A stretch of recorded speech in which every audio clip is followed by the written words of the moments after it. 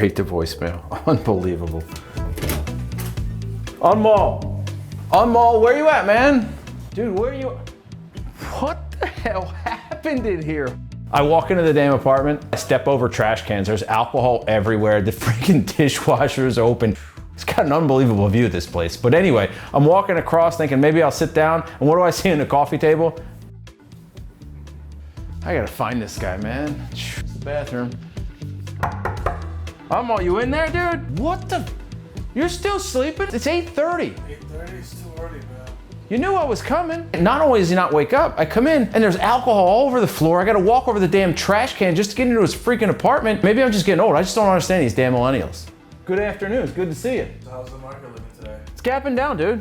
Really? Yeah. I usually wake up at 9 o'clock and head to my desk, make my watch list for about 15 minutes. This guy showed up at 8 o'clock. Literally 8 o'clock, I hear the bell ring. I'm like, no, I was out last night. I need to relax a little bit. I'd rather wake up at 9, but here he is at 8 o'clock. Cost me 1 extra hour of sleep. The fact that he woke up this morning up 5 or 10 grand, plus he started off the day with a losing trade, got his money back, and then Apple. So I'm guessing, I really don't know. Total is 17.3 thousand. Oh, $17,300 is what he's up. He just turned back to me and said, I'm up 17,300 today. Facebook at the bottom.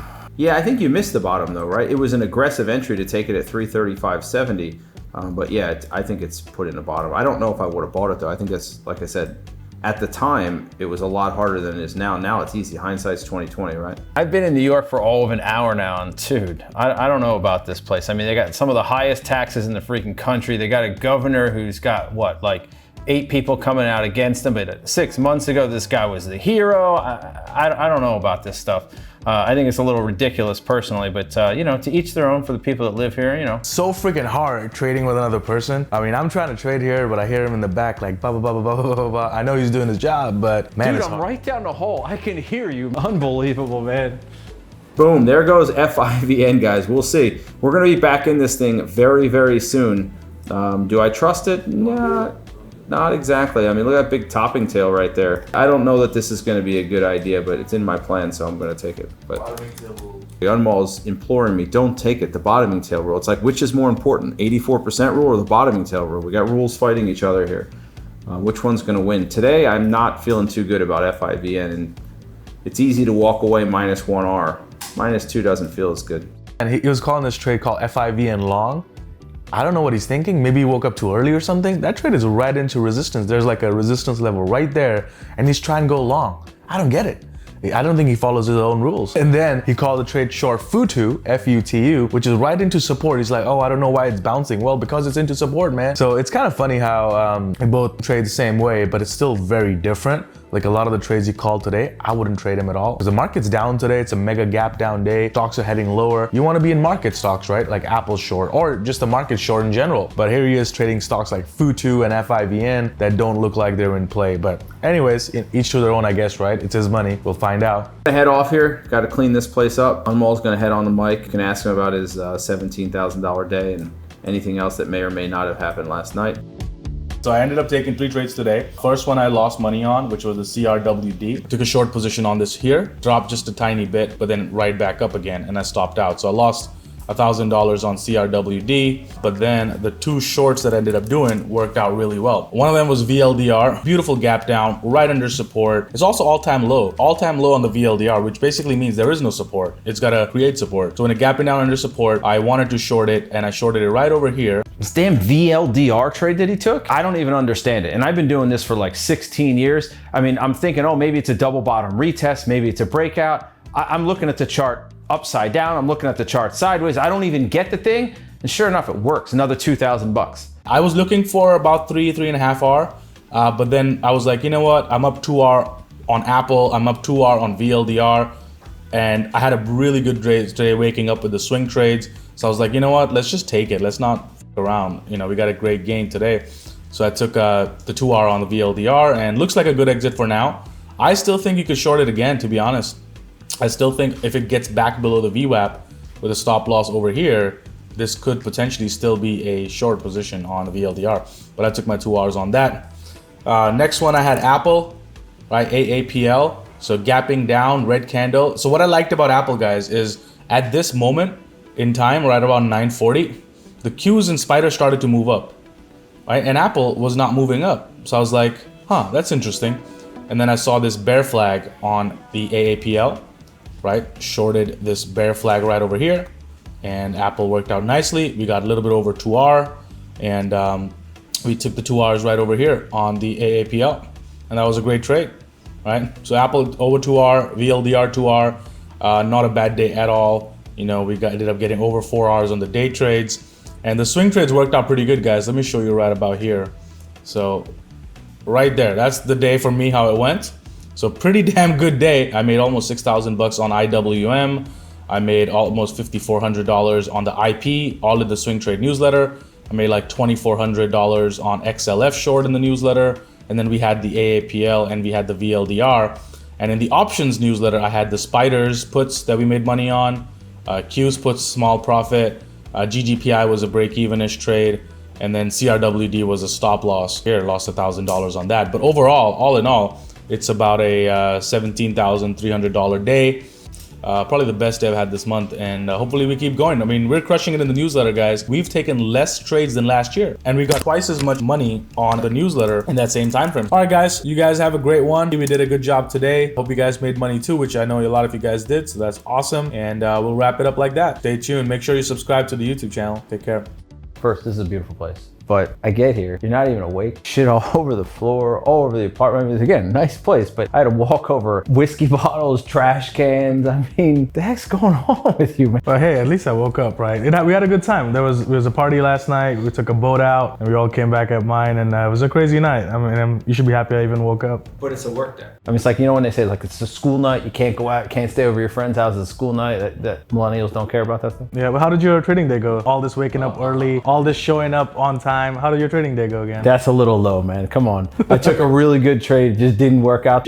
You're just flexing right now. You're just talking smack because you made 17 G's today. I had a great trading day. Yeah, you sure did. Yeah, I mean, you literally woke me up when I came out. I was like tired, sleepy, and you were like, market's down, and that woke me up because I realized in the swing newsletter over the weekend we had shorted like the market. We had a bunch of stocks short, but I had the order set in, so I knew that hey, market's gonna open 9:30. Even if I show up 5 minutes before the market opened, my order's already in place, and that worked out. I think you're a bad influence on traders out there, okay? Because one of the biggest reasons traders fail is because, well, they don't prepare, right? They just wake up, no stop losses, and you're sitting out here going, yeah, I made 17 grand. I just woke up at, 9:29 in the morning. I will say that, like, most people come in with the wrong impression. Like, when I was new into trading, I was pretty much like, what you are right now, like waking up an hour before the market opens and making my list and all of that. But once you've been doing it for a while, you get into that rhythm, you get into the process, and it's a very clear-cut process how it works from step 1 to step 3. To be honest, for me, it takes like 10 minutes, to make a watch list. Yeah, I could see that. I mean, like, you've been doing this a while now, so 10, 15 minutes to build a watch list, fine. But I guess what I want other people out there to get is, like, if you're newer, like, it might take you 30, 40 minutes to make up, and that's okay. Yeah. Like, don't just think because you're doing it in 10 minutes that you have to force yourself. Like, so start at 8:30, 8:45. No, take your time. I mean, I think first couple of years took me a while. I used to be there, like, even back in the day, the trading rooms, I used to be the first one logging in at 8 o'clock. So I did the time, but I think over time you get that familiarity with like pattern recognition. So you're looking for a picture of a gap and you can scan through really quickly. I mean, especially if you've taken PTS, I mean, you know which level the gaps are, you know which method the gaps are, the size of the gap is, and based on that you can build a watch list. I'm pretty specific with what I want to trade. So for me, I know what I'm looking for, and that definitely helps. But for a newer trader, totally get it. Take your time. You don't have to rush into making a watch list just because I'm making it. So I think for most newer traders, it's, take your time. Unlike a lot of people, I mean, you started this in college, really, and now you've gotten to a pretty substantial level. Like, how did that happen, man? Like, you're just the luckiest person in the world. I mean, I would say it's definitely not luck because I know what I went through. I know all the sleepless nights I had the whole first year I thought about quitting. I was like, is it really for me? Am I gonna get it? First year didn't make any money trading. I was like, I don't know if it's for me. So I know what I had to go through, but it's like the process. You follow the process. Like, you learn something in, let's say, the PTS course. You learn the trading plan. Question is, can you actually follow it? Right. I think that's where people drop the ball. They learn all the patterns. They know the 3-bar play. They know everything. But I'm like, did you hold it to target? Oh, I didn't. I got out early. And that's what's causing them the issue. So I kind of detached myself from it. And to your point about like waking up late, I actually want to touch upon that. Because I think, here's my thesis, here's my theory, and you can let me know if it's true or not for you.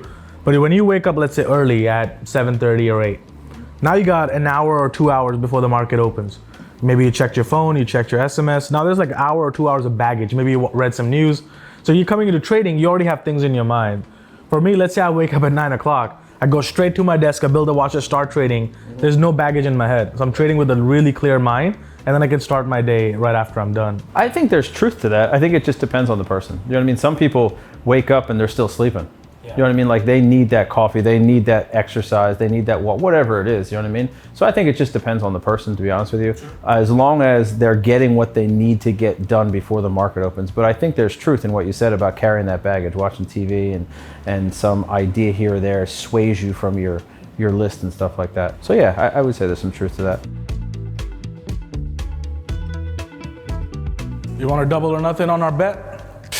You ain't got nothing on me in pool, dude. You still haven't paid me. I got a pool table at my house. Me too. I don't even know, I got 20s. 20s, I don't play for less than 100. We still gotta pay me 1,000, so just subtract it from there, from the last bet. What bet? I don't know what you're talking about. I'll put that up against it, right there. All right, let's do it. You can give me the break, I'm the guest. Rack those things properly.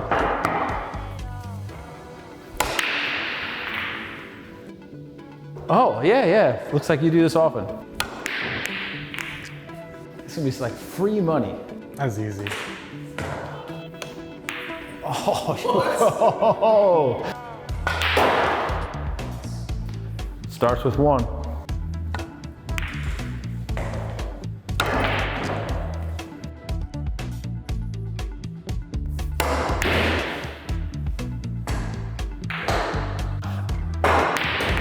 Exactly. Look at that. Oh, come on. They just don't want to drop.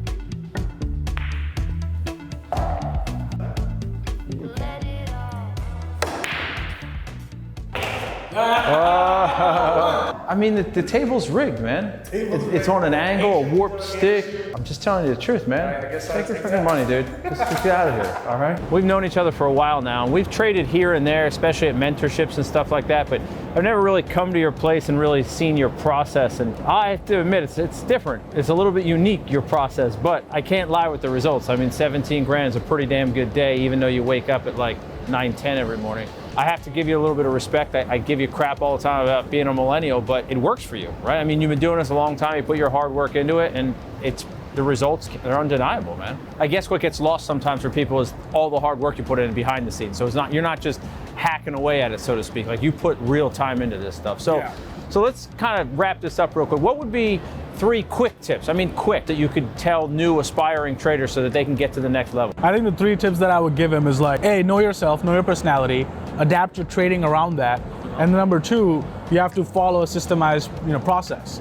So for me, my trading is very process oriented, and I'm literally following that process. Whether I win or lose on that trade, I'll still take it because it's part of my plan. So the only 3 things I can tell people is that, hey, have a process, stick to that process, and then know yourself and know your personality and adapt your trading around that. That's actually really good advice for people out there. The internet's filled with a lot of bad advice, but coming from somebody who's so successful and so young, I think they should take heed to what you had to say there. And oh yeah, you got your money back, right? Yep, I got my money back. He finally paid me, even though it's like in quarters and dimes, but I got my money from our first bet we made 2 years or 3 years ago when I made a bet with Jared that I'm gonna follow my trading plan without fail, and we could put a $1,000 bet, and he finally paid me that $1,000. I guess one of his trades worked. Oh my God. You want your money? There's your money. I'll take it. All right. I'll take it. Seems kind of light. Are you sure this is $1,000? You gonna count it? How about I throw in a couple little extras? This enough? I'll take it. There, all right. I don't want to hear about it ever again. But what he's not telling you is I did finally pay him. It did take 2 or 3 years, but that was the best bet he ever made because that $1,000 bet probably made him 1,000 times that just in the trading discipline. Would you not agree? 100%. That $1,000 bet has made me, hundreds of thousands of dollars. So if you guys like more of these videos, hit us up in the comments. Tell us what kind of videos you'd like to see more of. Smash the like button, subscribe, and we'll see you on the next one.